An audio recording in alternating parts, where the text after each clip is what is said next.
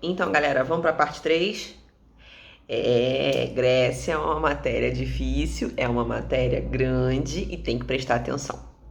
Então, a gente falou até o último vídeo, a gente falou das características aí de Atenas e de Esparta, que são as polis, né, as cidades-estado mais faladas, né, e mais conhecidas. Então, a gente vai falar agora sobre o período clássico e o período helenístico, né? São os dois últimos períodos da Grécia aí. Então vamos lá. O que a gente pode falar um pouquinho sobre esse período clássico e esse período helenístico? É no período clássico que vai ter a franca expansão dessas polis, né? Você vai ter o desenvolvimento, os tempos áureos, digamos assim, né? O período em que tanto Atenas quanto Esparta vão ter os seus anos dourados. E aí o que você vai ter, por exemplo, como grandes contribuições desse período na história da humanidade? Você vai ter a contribuição do surgimento dos filósofos, né, como Aristóteles, Sócrates, Platão, Pitágoras e por aí vai. Essa galera vai surgir e vai começar a contribuir. Tales também é um filósofo, tá? Ele nasceu na cidade de Mileto, na polis de Mileto. Tanto que ele é conhecido como Tales de Mileto. Tá bom? Aristóteles, Sócrates, Platão. Você vai ter o surgimento do que a gente conhece hoje como teatro.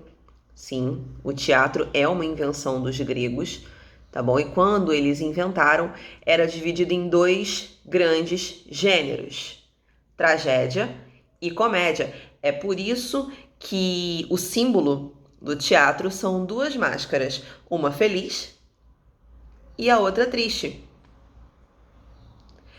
Tanto que as boquinhas é uma sorrindo e uma com a boquinha para baixo.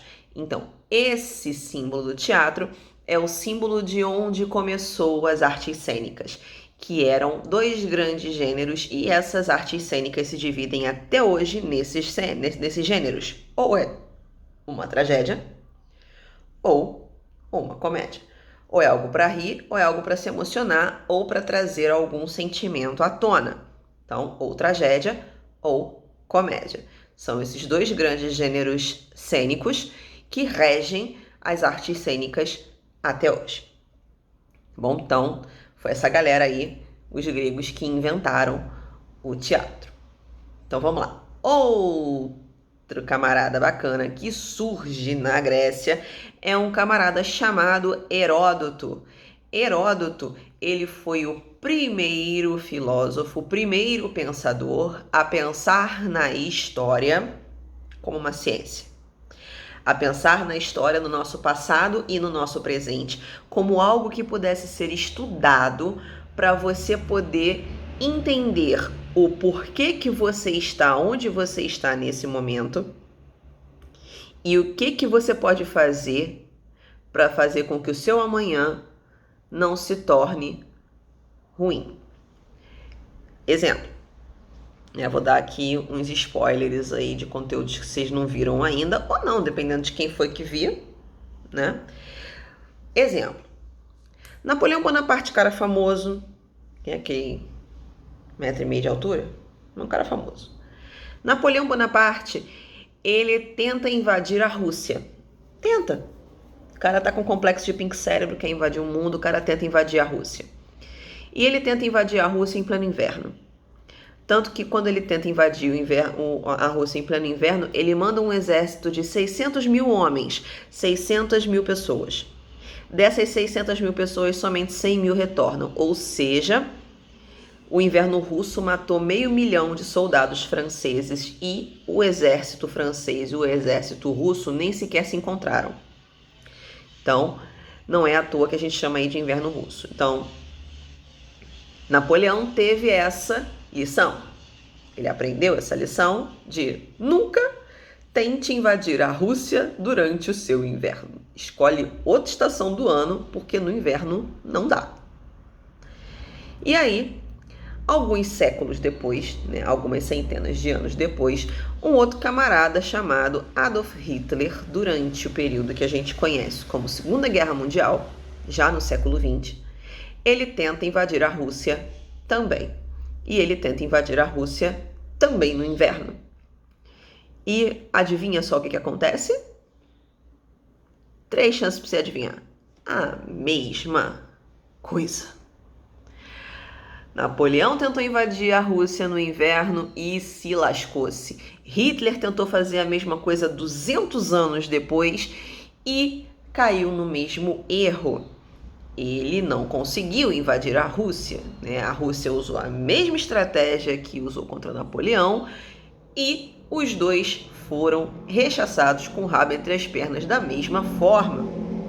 Tudo isso só pode concluir uma única coisa: quando você conhece o seu passado e você estuda o seu passado, você tem a opção de não repeti-lo.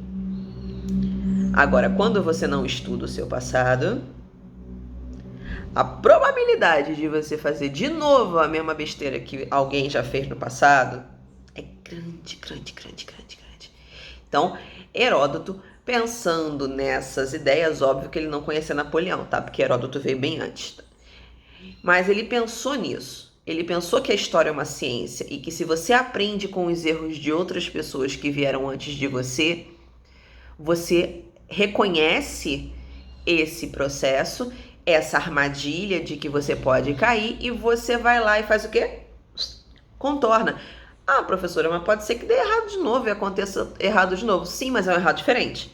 Você tentou de uma forma diferente, você tentou fazer de um jeito diferente. Deu errado? Deu errado. Mas pelo menos não deu aquele errado. Deu um outro errado. E aí a pessoa que vier depois de você e tentar fazer de novo, se ela estudou história, ela vai ver o primeiro erro, o primeiro caminho que deu errado, viu o segundo caminho que deu errado. Ela vai fazer o quê? Tentar um terceiro. Vai que esse terceiro dá certo. Entende? É por isso que a gente estuda história. E é por isso que Heródoto foi tão importante. Porque ele percebeu a importância do ser humano de entender de onde ele veio, para que ele possa construir o caminho para onde ele vai. Beleza? Eu tô puxando sardinha pro meu lado, tô mesmo. Falo mesmo, na cara. Então, vamos lá. Eu tenho aí Heródoto, conhecido como pai da história, né? Ele começa a desenvolver a profissão de historiador. E tenho também um camarada chamado Hipócrates de Cos. Tá bom? Hipócrates de Cos. Ele é conhecido não pelos historiadores, mas pelos médicos. Hipócrates, ele é conhecido como o patrono da medicina, né? O pai da medicina. Tanto que, quando os médicos se formam, eles fazem o juramento de Hipócrates. Foi Hipócrates que escreve o juramento das pessoas que se formam em medicina, que é o juramento de proteger a vida e de não promover o mal. É basicamente isso, tá? Mas é maior do que isso. E aí, vamos lá. A Grécia ficou contente em ter só um pedacinho delas? Óbvio que não. Naquela época a galera tinha o quê? Vontade de sempre ter mais. E aí a gente vai para o período de expansão e conflitos. Tá? Uma das guerras que acontece inclusive quando a gente fala um pouquinho lá de hebreus, persas e fenícios. Não sei se você já ouviu falar dessa matéria, mas não tem problema, a gente dá os spoilers aqui. Que são as guerras greco-pérsicas, também conhecidas como guerras médicas, tá bom? Essas guerras médicas, essas guerras greco-pérsicas, elas são conhecidas assim porque foi o conflito entre gregos e persas. Bem autoexplicativo. Então vamos lá. Seguinte, os persas, eles eram povos conquistadores e eles tentaram durante um período invadir a Grécia. E a Grécia, como todo mundo bem sabe, tentou se defender da melhor forma possível. Existiram várias batalhas dentro dessa guerra greco-pérsica, dentro das guerras médicas. O que acontece? A guerra é uma só, é o conflito entre dois povos, mas uma guerra é composta de um monte de batalhas, tá bom? Batalha é quando rola os 5 minutinhos de trocação honesta aí sem perder a amizade. Ou perdendo. Mas a guerra é esse conglomerado de batalhas. Entre elas, a gente tem aí, por exemplo, a Batalha das Termópilas, que é o que retrata o filme 300, né? São os 300 soldados espartanos que usam a geografia grega na região das Termópilas para segurar o exército persa durante o máximo de tempo possível, porque eles sabiam que eles iam perder, eles só queriam ganhar tempo, tá? Isso fala no filme, quem quiser assistir, super recomendo. E você vai ter aí a Batalha de Maratona, que, se não me falha a memória, porque eu esqueci de anotar aqui, é a última batalha de todas as guerras greco-pérsicas. Por que eu tô falando de todas? Porque das guerras médicas, os gregos ganham, né? Os persas são enxotados da região da Grécia. Graças a Deus, senão a gente não teria a cultura que a gente tem hoje. E aí, vamos lá. O que aconteceu? Essa batalha se chama Batalha de Maratona. Ela acontece numa região chamada Maratona. E aí, o que vai rolar? Essa Batalha de Maratona, ela vai reunir todas as polis gregas contra o exército persa, porque o exército persa era muito grande e era comandado pelo rei Xerxes na época. O que vai rolar? Vai ser ali na região de Maratona, grego contra persa, beleza, a proporção era mais ou menos 2-3-1, eram dois exércitos muito numerosos. E o que acontece? Eu tenho a frente de combate, que é onde rola o fight, e tem os postos de comando, que é onde rola a estratégia. Só que o posto de comando, ele não fica próximo do campo de batalha, porque se os soldados inimigos acabarem com esse posto de comando aqui, acabou a estratégia, acabou o exército. Então, eles ficam afastados. A mesma coisa, diga-se do outro lado, tá bom? A galera fazia do mesmo jeito. O que acontecia? Os gregos bolaram a estratégia para derrotar os persas. Aí pegaram um garotinho qualquer. Mentira, é um menino específico, tá? A função dele era essa. Para levar a mensagem da estratégia do campo de estratégia, né?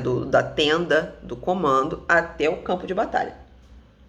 Que era mais ou menos uma distância de 20 quilômetros. E aí ele foi e correu tudo isso. Aviação canela, isso mesmo. Tu pensa, tu corre 5 km, tá com a língua aqui embaixo, né? Virando a gravata. O cara correu 20. Aí foi lá. Contou. Fez lá o spoiler da estratégia pro chefe de comando que está no campo de batalha, para ele organizar lá o exército da forma que foi estipulada. E pau na máquina. Guerra pra cá, guerra pra lá, lança, escudo, espada, gente morrendo, membros sendo cortados e voando pelo ar, e por aí vai, tal e coisa. Beleza, a estratégia deu certo. Aí o que vai acontecer? Ganhamos! Uhul! Chama o menino. Amigo, dá lá a mensagem pra central de comando. Ganhamos! Beleza, levamos essa. Esse mesmo menino que correu os 20k do centro de comando para o campo de batalha, vai ter que correr os mesmos 20k do campo de batalha para o centro de comando. Levando a mensagem do quê? Ganhamos. Aí ele pega, corre os outros 20 km de volta. Quando ele chega no centro de comando e que ele vai avisar os superiores que a batalha foi vencida pelos gregos, ele só consegue dizer uma palavra. Ele chega lá, diz, vencemos, e morre. É triste saber, mas... Existe um evento que foi colocado em homenagem a esse camarada, que é a prova da maratona nas Olimpíadas. A prova da maratona das Olimpíadas é em homenagem a esse menino, a esse soldado que correu 40 quilômetros, tanto para ir quanto para voltar, né? Somando ida e volta, ele correu 40 quilômetros para poder conquistar e proporcionar a vitória do povo grego sobre os persas na Batalha de Maratona.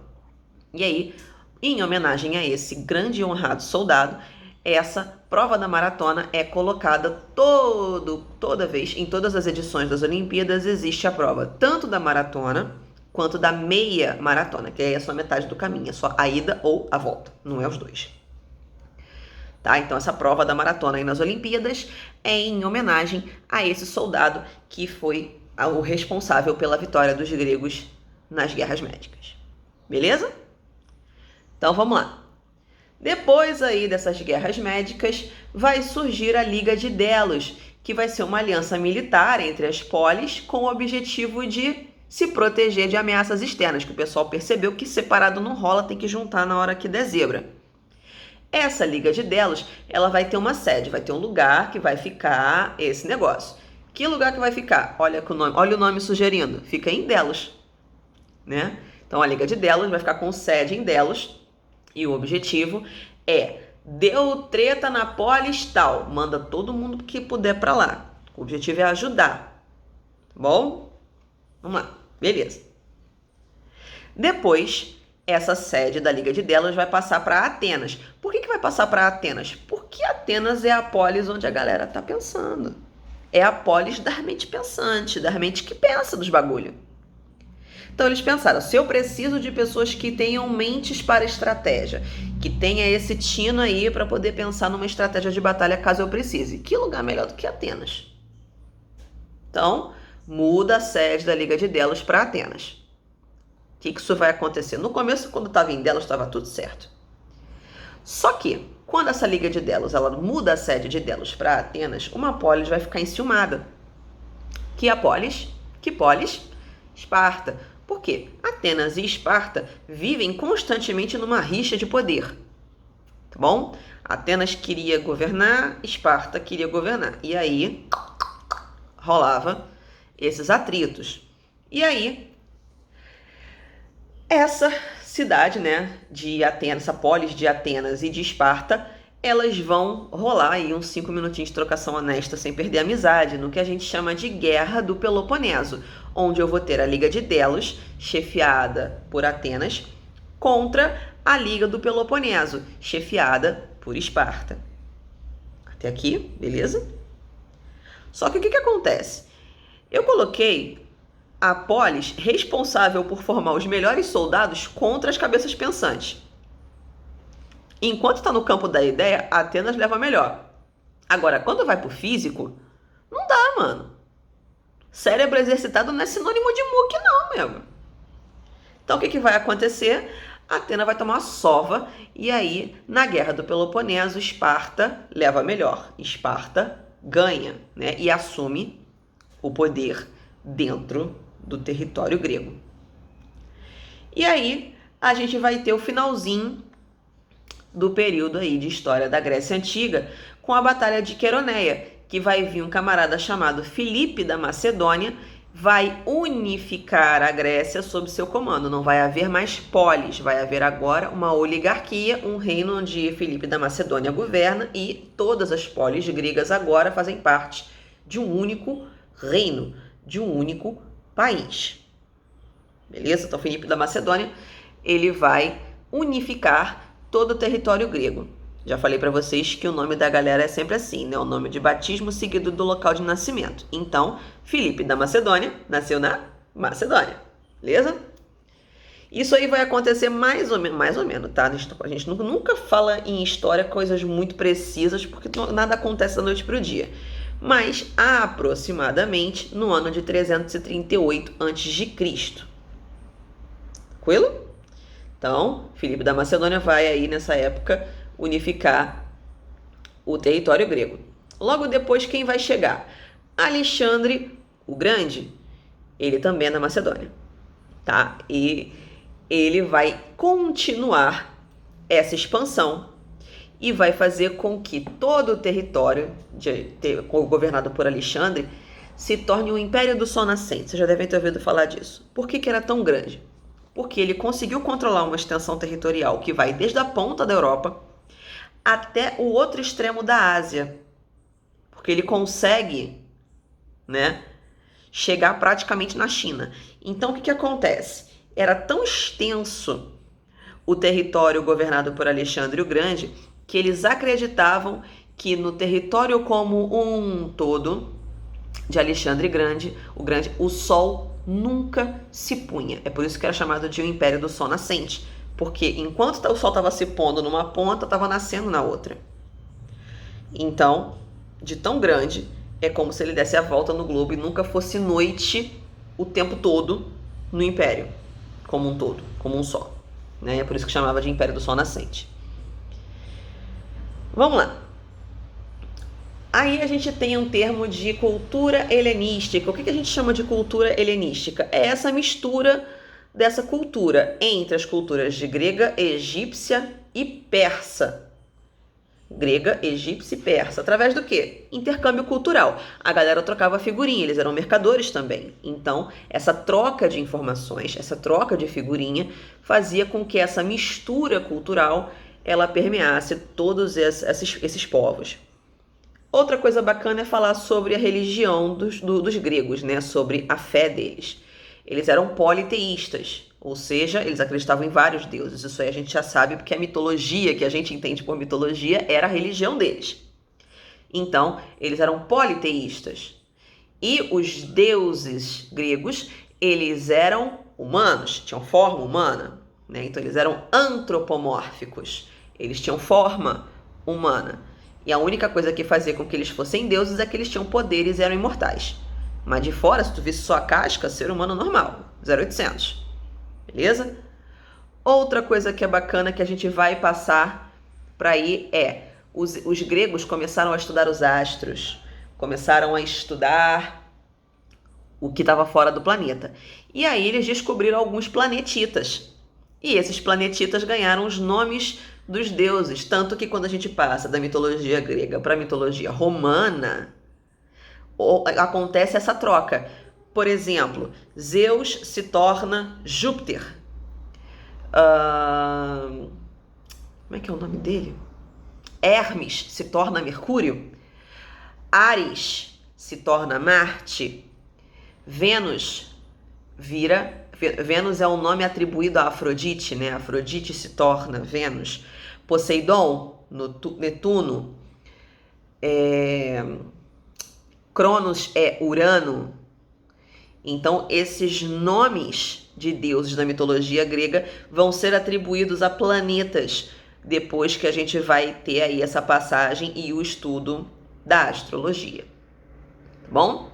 E aí, a gente encerra o nosso lindo conteúdo sobre Grécia Antiga. Gostou? Beleza. Quer deixar aquele joinha aí no like, dar aquela coisa bacana? Beleza, não tem problema, tia Karen fica feliz. Tá com alguma dúvida? Eu vou deixar meu e-mail aqui na descrição do vídeo. Pode me mandar um e-mail tirando dúvida comigo. Ou então, bota no comentário qual é a sua dúvida, eu vou tentar digitar para te responder. Se mesmo assim não der, dependendo do número de dúvidas que aparecer, eu posso fazer um outro vídeo sobre isso. Tá bom? Então, beijo, até a próxima.